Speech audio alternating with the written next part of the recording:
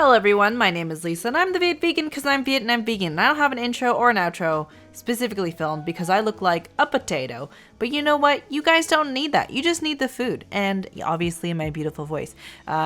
Today we're doing a cookbook review, much like of the one last time, except this one I'm going to be talking a lot more over because I didn't really film a lot of me talking. So today I am trying out 5 different recipes from Vegan Yakutak's plant-based meal prep cookbook. I'm just not really much of a food prepper.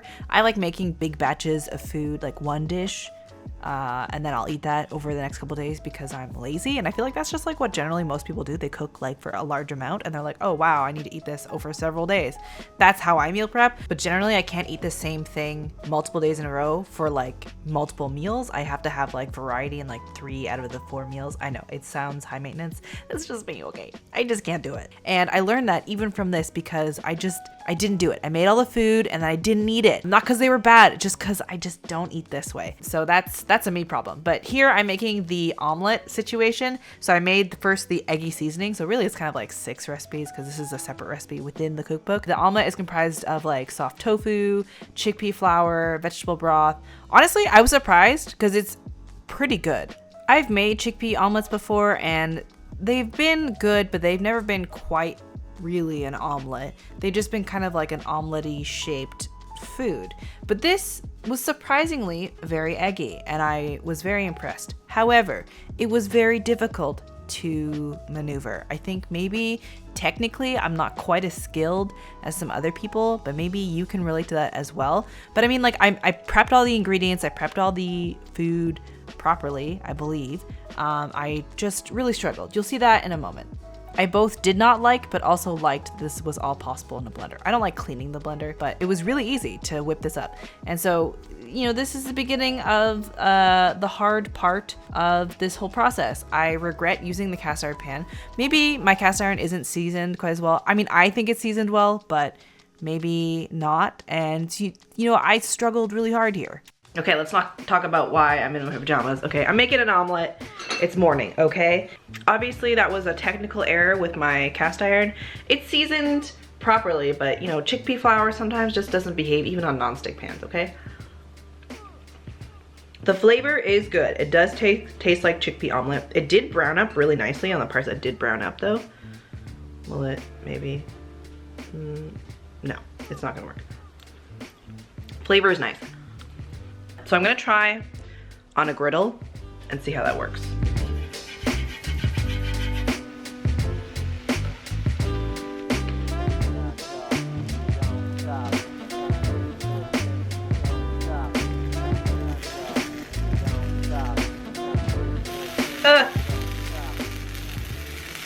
Oh God.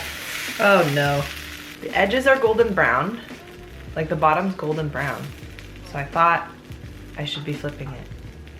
And then it broke. Ah! Ah! See, it's golden. I didn't want it to burn. Should I have made it thicker? In the recipe, it just says that I cook on browned on one side and then I flip it and then I also add the vegetables and then I cook with the vegetables flipped inside. But I don't really like mushrooms when they're not like cooked beforehand before putting into stuff. Same with spinach and same with onions. So I decided to cook them all ahead of time to put them inside. So I kind of deviated from the recipe there, but I did prefer this result because I had a lot of technical difficulties. Jackie, I don't know how you did this. You're a mastermind of cooking. I can't do this. I'm not skilled at flipping omelets apparently. So, you know, I cooked all the vegetables ahead of time. And honestly, I did really like having these kind of prepped and I could just have them on the side to put inside my omelet.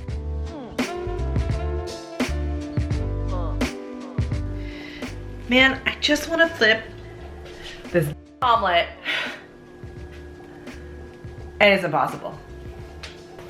All right, you know what? I'm just gonna put some shit in the middle and I'm gonna flip it halfway and that'll be easier to manage. So sad.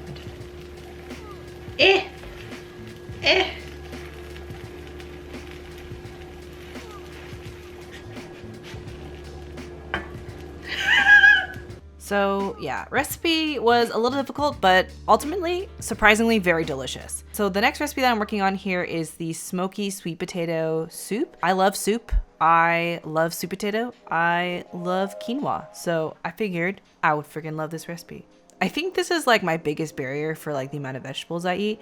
Like in the cookbook review that I did for Liv B's cookbook and this cookbook, man, this is just a lot of vegetables that I am not used to cutting up a lot. And maybe that's a sign that I should probably eat more vegetables or maybe vary it up. But honestly, it was a lot of chopping.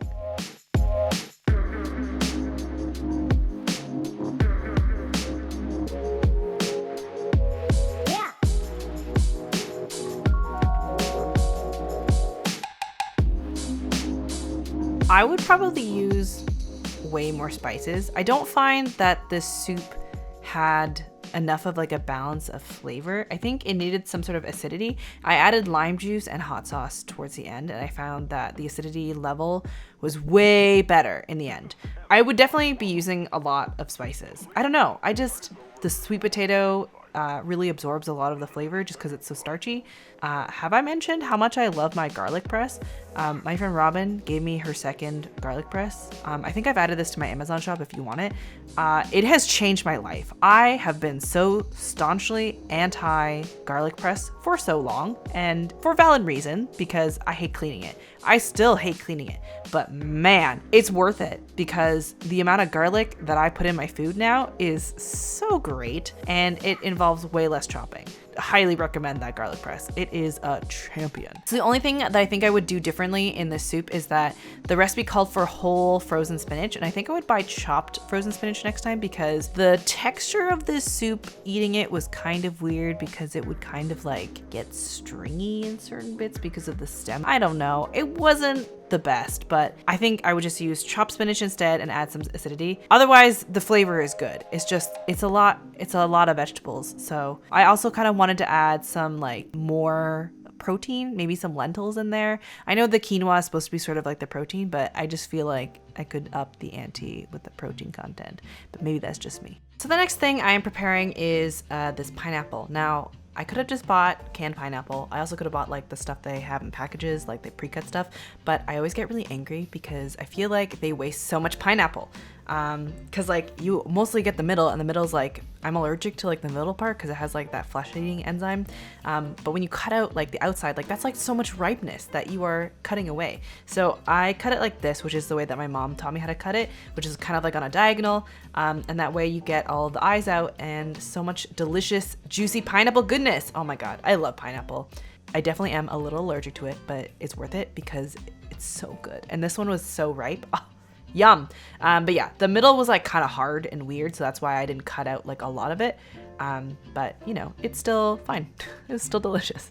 So the reason why I'm cutting up all this pineapple is for the recipe, which is a pina colada chia pudding, which is using silken tofu. I use kind of the rest of the stuff from the tofu omelette, some pineapple, light coconut milk, although I don't have any. I only had full fat coconut milk, so I meant to water it down, and then I didn't. I don't know why I didn't water it down, but I just didn't. So it kind of impacted the results in the end, but it was still super delicious. I also substituted maple syrup for agave nectar because I don't have agave, but I do have maple syrup, and they're just liquid sweeteners, so it's fine.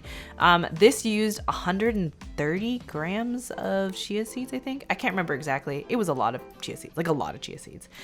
So I think that I just needed to increase the amount of water that I use, especially since I didn't use light. I used the full fat, and that's a me problem because I never buy light coconut milk because I think it's a scam because it's just watered down full fat coconut milk. Why would you do that? It's the same price as full fat. Just water it down, but don't do what I did and just not water it down because that's silly. All right, I'm covered in like cornstarch because I was working on a recipe, but I'm trying out the chia pudding with pineapple in it. So I didn't water down this enough. So I added some water because when I poured it out, it was like a paste. So I added some water and I've given it a taste. Honestly, it's delicious. I was not expecting this to be so dang good. Oh my God. Whoa. It's so tasty. I'm definitely gonna be making this again. This is so good. I love pineapple and I love coconut. I don't really like pina coladas, but this, Very good. Okay, so I'm committing something that a lot of, oh, this is when I realized I need to chop all the peanuts, so then I pick these all out individually. Okay, and yeah, here we go. So I'm doing something that I realize that a lot of food bloggers or recipe developers hate, and that is substituting ingredients, especially from a cookbook, especially when I'm doing a specifically cookbook review. However, I just don't really like agave nectar. I don't really like the flavor. It's fine. I just don't feel like buying it, especially since I can't buy it in bulk and I don't want a whole bottle of it. So for this recipe, it called for agave nectar and I used brown rice syrup instead. I figured same liquid sweetener. Brown rice is a little bit stickier, which is probably more helpful in the end in terms of like the effectiveness of how sticky and sweet it is. But I think I don't know. It was very difficult for me. So again, that is not the recipe's problem. That is totally a me problem because I messed up. Like things didn't hold together quite as well as I'd wanted. Even though I had specifically measured everything, I don't know. Maybe the brown rice syrup was what was making it so difficult. But also in this day, on the day that I filmed this, I was having a terrible day. I don't know what it is. I just had like an awful day. And so I was getting really frustrated that this wasn't working out. I wasn't reading the recipe properly. It was just a horrible time. So you get to see me get really frustrated and get mad at myself. And I feel like I'm not doing it justice. I'm not doing Jackie justice. I'm not doing this justice. I'm not doing you guys justice. I don't know why I keep saying this, but anyway, it was very frustrating to cut this and be like, why isn't this working? It's because I didn't freaking read. So yeah, I kind of gave up with the first little bit. I just really wanted to eat it. So I just rolled them into balls, added chocolate. That was also its own disaster. Added flake sea salt, and yeah, you're gonna witness a very interesting taste test. I am having a terrible day and everything is falling apart, and I put it in for half an hour. It tastes delicious. But I think because I didn't use agave nectar, I only have brown rice syrup. It didn't work. Although brown rice syrup is really sticky, so I figured it would have worked. But it didn't work. It is, however, delicious. So I'm gonna eat all of this. It's really good. This is why I don't film when I'm having a bad day. Because like this happens.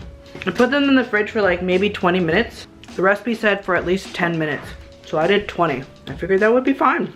So I read it wrong. I'm supposed to let it firm for 30 minutes. I did it too soon. Again, a me error. I'm sure you guys won't be this idiotic. Like I said though, very delicious. Would eat again. It's super easy. I like the crunch of peanuts. I like the addition of sea salt. Peanut butter and chocolate is my favorite combo. My number one favorite is like coffee and chocolate. That's my favorite. Anyway, this recipe failed only because I didn't listen or didn't read it properly. I wanted to watch YouTube videos instead. So I thought it said refrigerate for 10 minutes. It said half an hour. I'm gonna go do something for half an hour. Let that chill in there so I don't cry right now.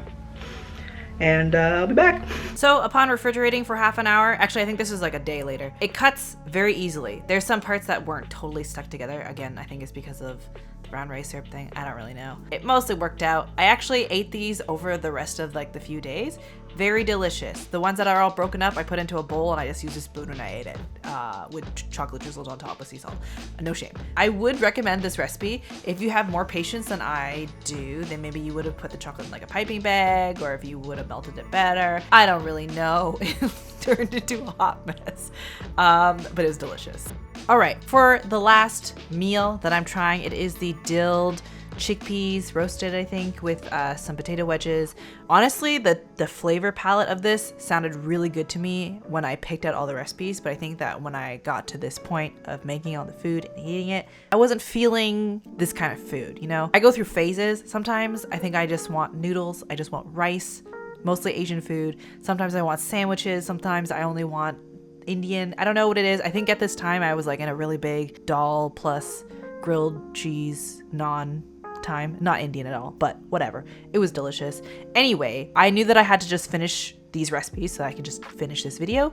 So I tried this hoping that I would get excited for a sheet pan sort of style dinner because, you know, a sheet pan dinner sounds really exciting to me. It sounds really simple, sounds pretty easy. If you use parchment paper or if you use like the silicone liners, which I often use, like it's just an easy time. You know, you stick in the oven and then you can continue with your day. A lot of Asian recipes that I make, there's a lot of stirring, there's a lot of waiting, there's a lot of checking, there's a lot of, you know, components that aren't as simple as a sheet pan dinner. And the concept was really appealing to me. But I have learned from doing this cookbook review and doing Liv B's cookbook review that I don't love eating like North American style food. I mean, I like it fine, but I'm noticing I don't love it. I don't know what it is. Granted, I will eat pretty much anything. I did enjoy this. It was good.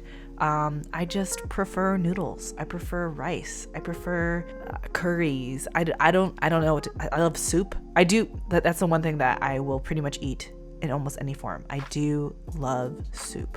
I think I was just spoiled as a kid because my mom cooked food every day for dinner and we always had like fresh Vietnamese dishes. There were a lot of classic dishes and Vietnamese dishes are always like very flavorful. They are pretty much never not gonna punch you in the face with flavor. You know what I mean? So I'm just used to that and that's what I expect out of food, and sometimes that's just what I crave, which I think is why I love like really flavorful cuisines like Thai, Indian, Vietnamese, Korean, like really flavorful cuisines like that, because I'm used to being punched in the face with that kind of flavor. Whereas things with like a North American palate, they're a lot more muted in terms of flavor. There's a lot more focus on the produce itself, which is fine, but like why, you know, focus on the flavor of Brussels sprouts when I can be punched in the face with the flavor of curry? You know what I'm saying? All right, so we're gonna give this a little taste test. I've got, I had to half a lot of the recipe because I just didn't have enough ingredients / I can't eat that many chickpeas right now. Sorry about the dishwasher. I can't stop that. So, Brussels sprouts. So in the recipe, they didn't call for any salt or oil, but I had a feeling I would want it, and I'm glad I did. I really like roasted Brussels sprouts that way. I'm gonna do that again. Chickpeas are pretty good. Let's try the potatoes. So I used russets instead of yellow gold, but they could have been baked a little bit longer, I think. They're cooked through, they're just not like fluffy and delicious. But that's a me problem. I just used the wrong potatoes. That was actually pretty good. I didn't think I would like it that much. This is a pretty easy meal to like meal prep, obviously.